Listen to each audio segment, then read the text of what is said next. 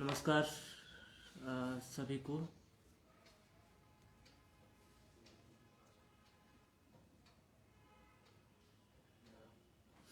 नमस्कार सभी को।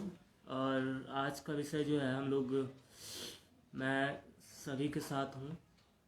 और हम लोग आज जो बात करेंगे वो काफ़ी महत्वपूर्ण टॉपिक है और हम सबसे जुड़ा हुआ है। और जो कि है जेंडर इक्वलिटी।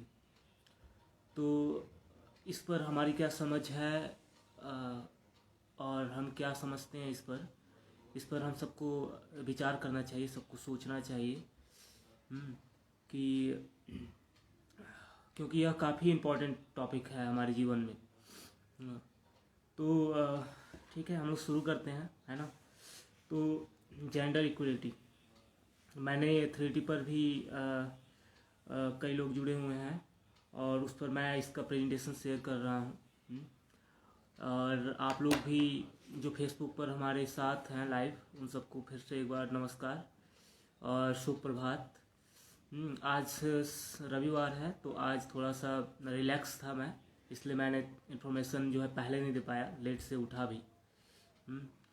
और लेकिन ठीक है, हम इस पर विचार करते हैं कि क्या है जेंडर इक्वलिटी। ठीक है, तो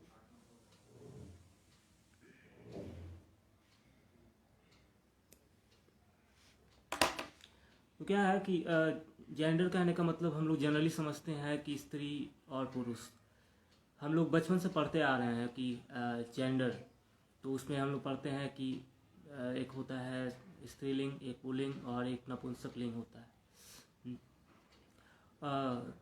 और यह हम जनरली हम देखेंगे, अगर हम गहराई से अगर हम विचार करेंगे तो वास्तव में ये पूरा ब्रह्मांड जो है यह दो ही चीज़ से बना हुआ है, पुरुष और प्रकृति से। पुरुष और प्रकृति से बना हुआ है यह पूरा ब्रह्मांड। इसमें जो प्रकृति है, कहते हैं ना शिव शक्ति, दो शब्द आता है शिव शक्ति। तो यहाँ पर जो शिव है वहीं ये पूरा ब्रह्मांड शिव से ही बना हुआ है।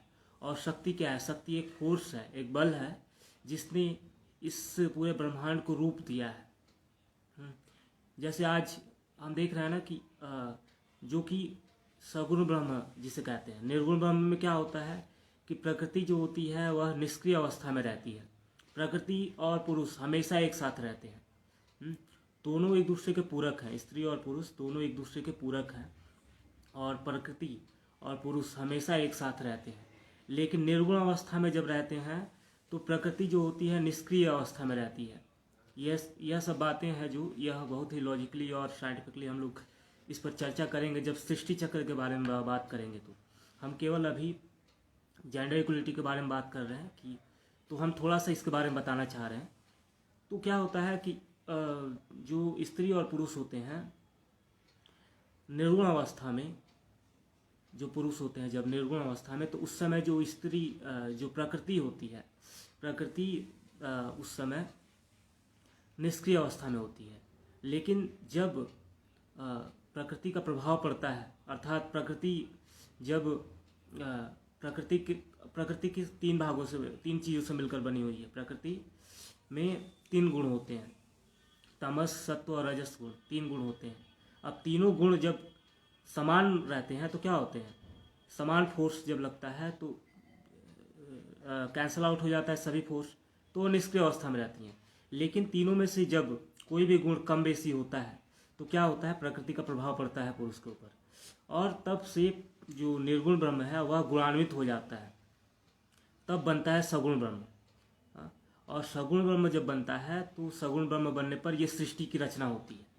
तो यह सृष्टि की रचना पुरुष से ही हुई है, मतलब शिव से हुआ है यह पूरा ब्रह्मांड की रचना। और इस ब्रह्मांड को जो अलग अलग रूप मिला है, जैसे आज हम देखते हैं कि पेड़ है, पौधे हैं, अलग अलग रंग है, अलग अलग मटेरियल हैं, अलग अलग तरह की चीज़ें हैं, इसको जो रूप दिया है वह रूप मिला है प्रकृति से। प्रकृति क्या है, एक फोर्स है।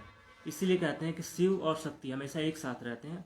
और ये शक्ति जो है शिव को रूप देती है, आकार देती है। ठीक है, तो यह हुआ थोड़ी सी काफ़ी डीप काफ़ी गहराई वाली बातें हो गई। हम थोड़ा सा बाहर आते हैं इससे, थोड़ा सा और आगे बढ़ते हैं। ठीक है, तो सृष्टि चक्र में क्या होता है कि प्रकृति से के प्रभाव से जब पुरुष बनते हैं, प्रकृति का जब पुरुष पर प्रभाव पड़ता है तो सगुण ब्रह्म बनता है, और सगुण ब्रह्म से एक एक करके जल, आकाश, वायु, उसके बाद अग्नि, जल, उसके बाद पृथ्वी, ये सब बनते हैं, और फिर पृथ्वी बन जाता है।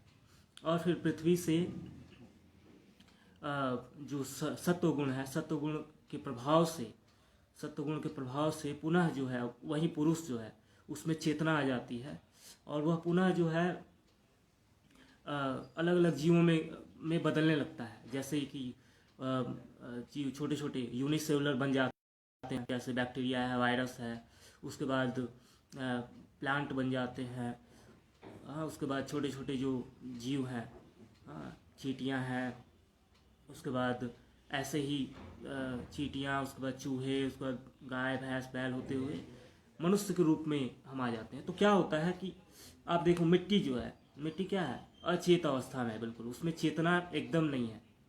लेकिन जैसे ही उसमें थोड़ा सा चेतना आता है तो आपकी दो कड़ी आती है। वायरस क्या है, वायरस दोनों की कड़ी है। वह निर्जीव अवस्था में पड़ा रहता है, लेकिन जैसे ही उसमें वह जीवन के संपर्क में आता है, वह जीवित हो जाता है। मतलब वह निर्जीव और सजीव का कड़ी है। उसके बाद आप देख लो, बैक्टीरिया जो होते हैं, एल्गी है, ये सब क्या है, यूनिसेलुलर जीव है, जो एक सेल, उनमें एक ही कोशिका होती है। तो वो एक कोशिका जो होता है वो फिर संघर्ष करता है, फिर यहाँ से साइंस आ जाता है। तो हमारा जो साइंस है वह यहीं से फिर बताता है। उसके पहले का वो बता नहीं पाता है कि उसके पहले जो है वह उसमें आत्मा, वो प्राण कैसे आ गया उस जीव में। साइंस उसके बाद बताता है कि यूनिसेलुलर से मल्टी सेलुलर बन गए, मल्टी सेलुलर से बैक्टीरिया से अलग अलग हम अब जैसे है कि एक कोशिका से कोशिका, कई कोशिका मिलकर उत्तक बने, उत्तक से ऑर्गन बना, ऑर्गन से एक सिस्टम बना। ठीक है, इस तरह से एक सिस्टम बनता गया। फिर आपने यह भी हम लोग पढ़े हैं कि किस तरह से जीवों में इवोल्यूशन हुआ।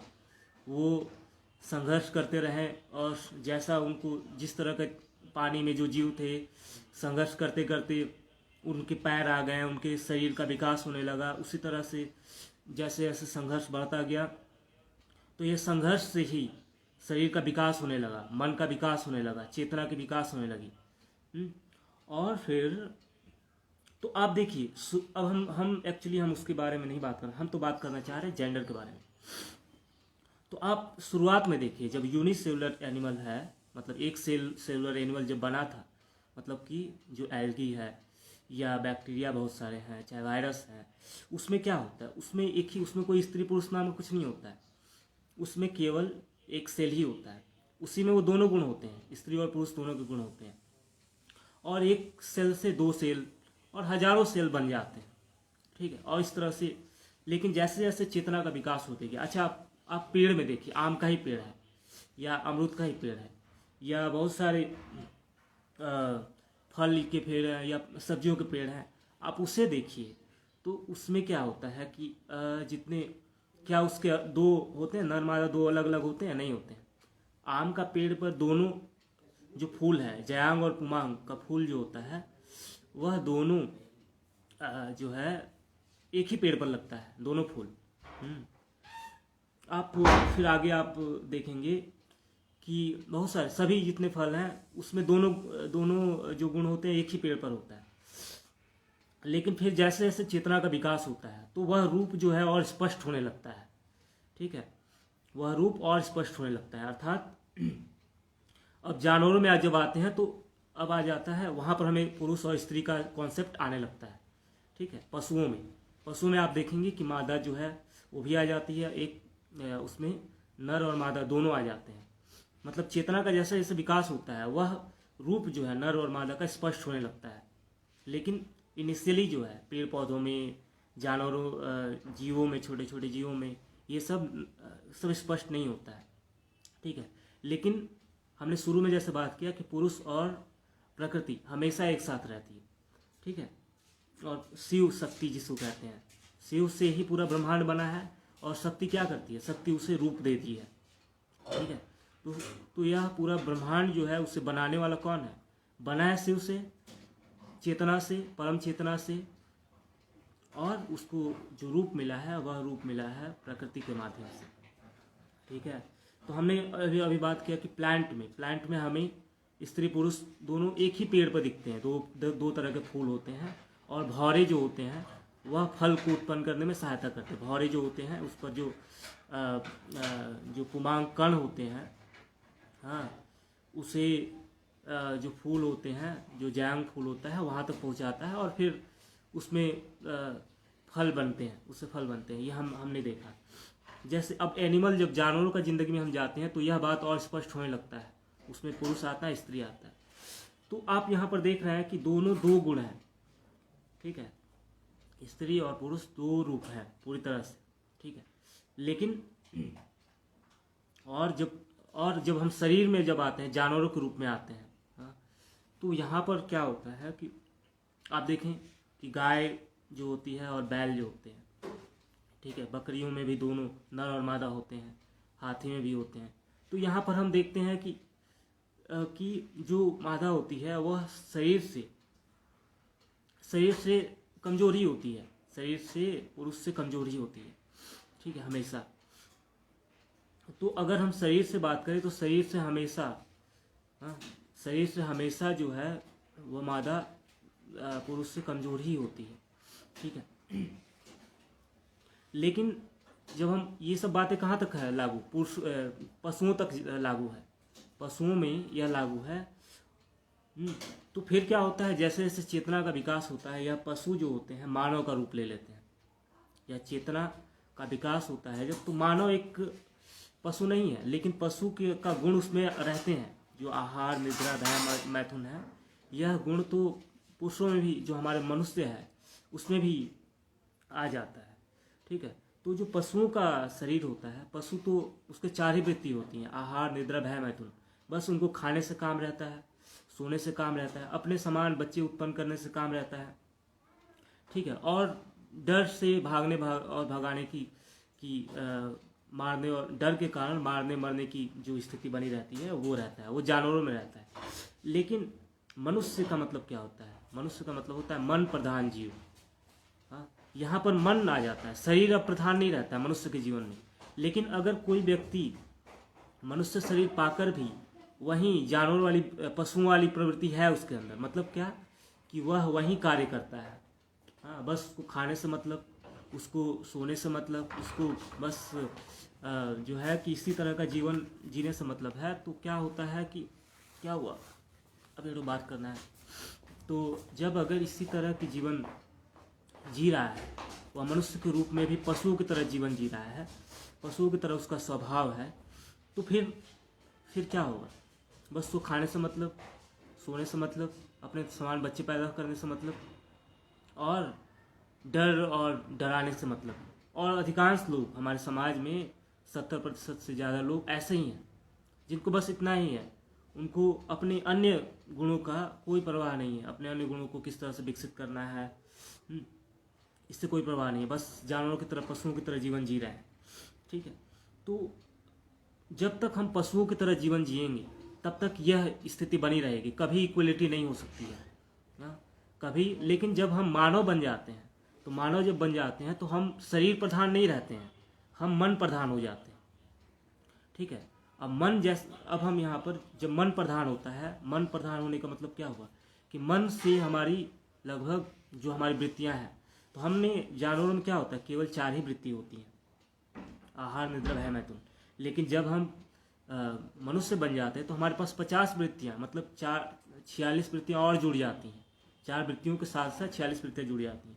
लेकिन अगर उसे सही से व्यवस्था नहीं किया जाता है, सही आचार्य और सही शिक्षा नहीं मिलता है, तो वह 46 वृत्तियाँ मिल जाने से अब और मिल गई है, और उस पर हमारा कंट्रोल भी नहीं है, तो क्या होता है, वह और ज़्यादा मतलब वह पशुओं से भी ज़्यादा गिर जाता है।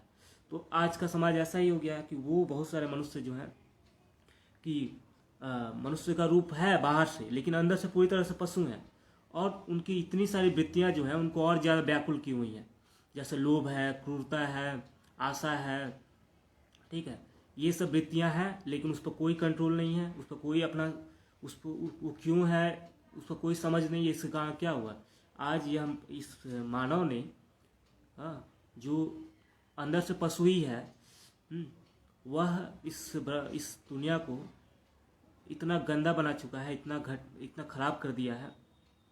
तो यह क्यों हुआ है? क्योंकि हम अपने अंदर की मानव की गुण को विकसित नहीं कर रहे हैं। हम अपने जो ज्ञान है, विज्ञान है, कला, संगीत, भक्ति, दया, प्रेम, ये सब जो मानव के गुण हैं उससे हम विकसित नहीं कर पा रहे हैं। इसके कारण यह स्थिति हुई है। और जब तक हम जानवर वाली स्थिति में रहेंगे तो ये इक्वलिटी की हम बात नहीं कर सकेंगे। लेकिन जब हम मानवता की बात करेंगे, जब ज्ञान की बात आएगी, जब कला संस्कृति की बात आएगी, तो क्या होगा, वहाँ पर शरीर नहीं देखा जाएगा, वहाँ पर देखा जाएगा कि किसका कला सुंदर है, किसका नृत्य सुंदर है, किसका ज्ञान विकसित है, किसका जो है संगीत अच्छा है, किसमें दया है, किसमें प्रेम है। यह उच्च मानसिकता वाली बात आ जाएगी, ज्ञान और प्रेम की बात आ जाएगी। तो यहाँ पर यह नहीं देखा जाएगा कौन पुरुष है कौन स्त्री है, ठीक है। तो यह जो है इस तरह की चीज़ों को जब हम विकसित करेंगे तभी वह इक्वलिटी, जो हम इक्वलिटी की बात कर रहे हैं, वह आ पाएगा हमारे समाज में, ठीक है। तो हम देखते हैं कुछ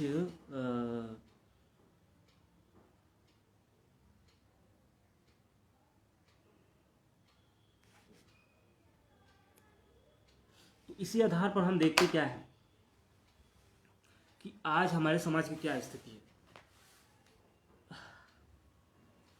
हाँ, हमारे बहुत सारे अशिक्षित परिवार हैं जो गांव घरों में रहते हैं, चाहे बहुत सारे शहरों में भी रहते हैं, जो अपने आप को शिक्षित कहते हैं, हाँ, लेकिन वास्तव में वो शिक्षित है नहीं। कैसे पता चलेगा कि शिक्षित नहीं है? क्योंकि उनका जीवन जो है वो जानवरों की तरह ही है। आप उनका जीवन को ज़रा जानवरों से मैच कराओ, ठीक है, तो वो कहते हैं कि हम बहुत पढ़े लिखे हैं, ये डिग्री प्राप्त है, वो डिग्री प्राप्त है, लेकिन उनका जीवन खाने से, पैसा कमाने से और सोने से और लोगों को डराने से, धमकाने के अलावा कुछ नहीं है। अगर इस तरह का जीवन जो भी लोग जी रहे हैं, चाहे कहीं से भी, चाहे गांव में रहे चाहे शहर में रहे, तो वह क्या है, पशुओं के समान ही जी रहे हैं। वह अंदर से पूरी तरह से पशु हैं। और ऐसे समाज में, ठीक है, ऐसे समाज में, ऐसे परिवार में स्त्रियों का सम्मान नहीं होता है, ठीक है। तो आप देख लो हमारे गांव में बहुत सारे गांव घर में या बहुत सारे जो अशिक्षित परिवार हैं उसमें स्त्रियों को बोझ की तरह समझा जाता है। स्त्रियों को बस समझा जाता है कि यह बस हमारे लिए खाना बनाने के लिए है, घर की सफाई करने के लिए है, बच्चे को उत्पन्न करने के लिए है, बच्चे को देखभाल करने के लिए, बस। हाँ, इससे ज़्यादा वो नहीं सोचते हैं, क्योंकि वो क्या है, वो शिक्षित नहीं है, उनका मन जो है विकसित नहीं हुआ है, वह अंदर से पशु ही है। तो वह बस शरीर के आधार पर ही सोच रहे हैं, ठीक है। आप देखो जो समाज है, जो तुच्छ समाज है, जो गिरा हुआ समाज है, उसमें स्त्रियों का क्या स्थिति है। स्त्रियों को हम इस तरह से ना ही कहीं हम आगे, ना ही पढ़ने में प्रोत्साहन दे पाते हैं, ना ही उसको समाज में कुछ बोलने का मौका दे पाते हैं। हमेशा जो है उसको विभिन्न तरह के बंधनों में बांध के रखते हैं। तो ऐसे समाज जो है, ऐसे समाज में स्त्रियों, जेंडर इक्वलिटी कहाँ से होगी? ऐसे समाज में ही जो औरतें हैं, बच्चियां हैं, उनको बचपन में गर्भ में ही मार दिया जाता है। बच्चियों को पढ़ने नहीं दिया जाता है, उनको उस तरह की व्यवस्था नहीं मिलती है, तो कहाँ से इक्वलिटी होगी, ठीक है।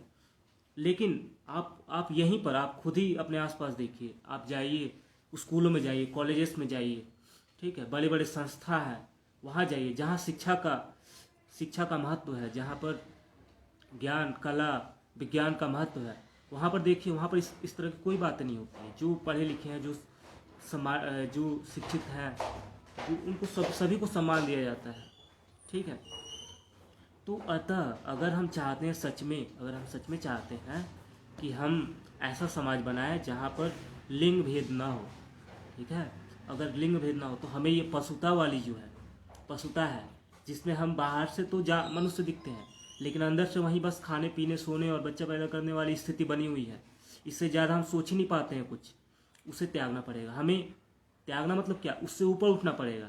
ये शरीर का वृत्ति है, इसलिए हम इसे छोड़ नहीं सकते, लेकिन हम इससे ऊपर उठना पड़ेगा। हमारे अन्य गुण, जो मानव गुण, हाँ, अन्य गुण जो मानव गुण है, जैसे ममता, प्रेम, हाँ, प्रेम, क्रिएटिविटी जो है, ज्ञान, विज्ञान, ये जो कला जो चीज़ें हैं इससे विकसित करना होगा हमें, ठीक है। अर्थात अपने अंदर की मानवता को विकसित करना होगा, एक सुंदर और शिक्षित समाज बनाना होगा। अगर हम ऐसा कर पाएंगे तो जेंडर इक्वलिटी स्वयं ही आ जाएगा, क्योंकि हम शरीर के आधार पर नहीं सोचेंगे, हम मन के आधार पर, विकसित मन के आधार पर फिर सोचना शुरू कर देंगे। और शरीर के आधार पर कौन सोचता है? ये पशु सोचते हैं, ठीक है। पशु जो है उनका, वो पशु जो है शरीर प्रधान होते हैं, ठीक है। वह उनमें बस वही चार वृत्ति होती हैं, खाना पीना, बस वही होता है, ठीक है। तो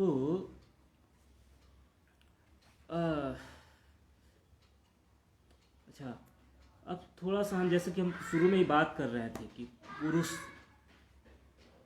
पुरुष कौन है, हाँ।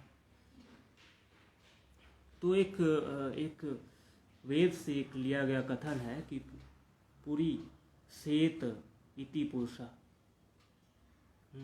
तो शरीर में जो रहता है, ठीक है, शरीर में चाहे किसी का शरीर हो, हाँ, चाहे जानवर का हो, चाहे पेड़ पौधा का हो, जो जिसमें जीवन है, जो जीवन है, जो ऊर्जा है, वही पुरुष है, ठीक है।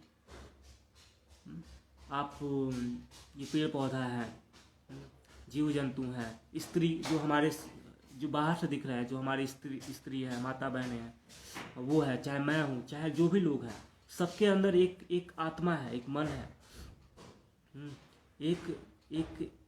एक ऊर्जा है, वही पुरुष है, वही पुरुष है।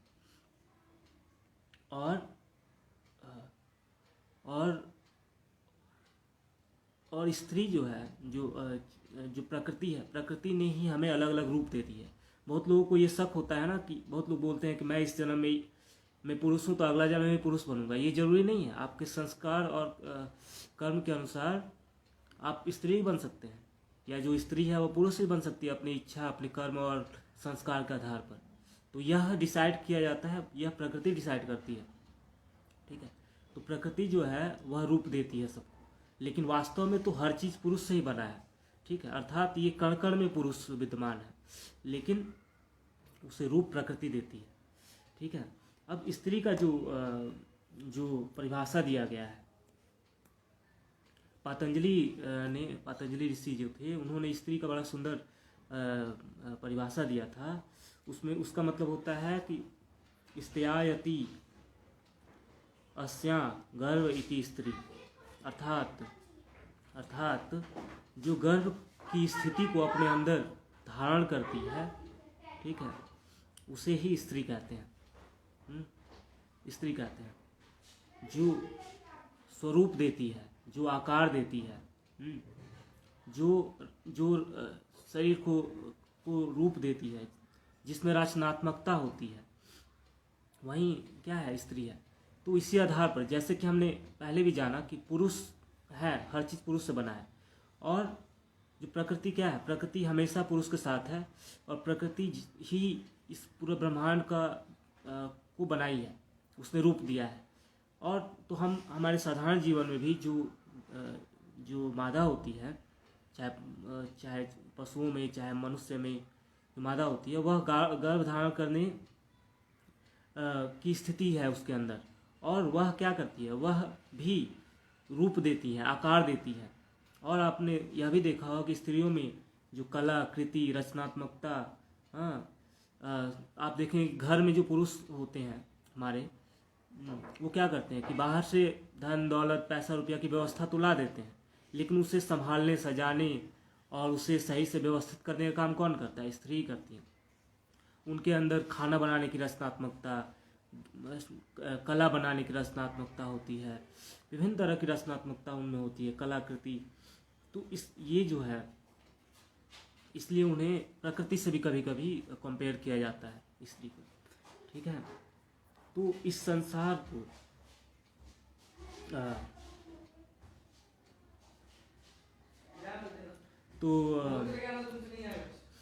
तो यहाँ तक हमने बात किया, और हमने यह भी बात किया कि हम अगर सच में चाहते हैं कि लिंग भेद ना हो, तो हमें अपने अंदर की जो है पशुता से ऊपर उठना पड़ेगा, हाँ, और मानवता को विकसित करना पड़ेगा, एक शिक्षित और सुंदर समाज बनाना पड़ेगा। तभी हम जो है केवल जो है तभी जो है स्त्रियों का सम्मान होगा, वैसे ही समाज में सम्मान होगा, वैसे ही लोग जो है उन्हें ऐसे ही समाज में उनका सम्मान मिलेगा। ठीक है, आज के लिए इतना ही। अगर प्रश्न होंगे तो आप कमेंट कीजिएगा, और आप लोग भी जो प्रश्न करना चाहते हैं कीजिए। आज के लिए इतना ही। ठीक है, नमस्कार।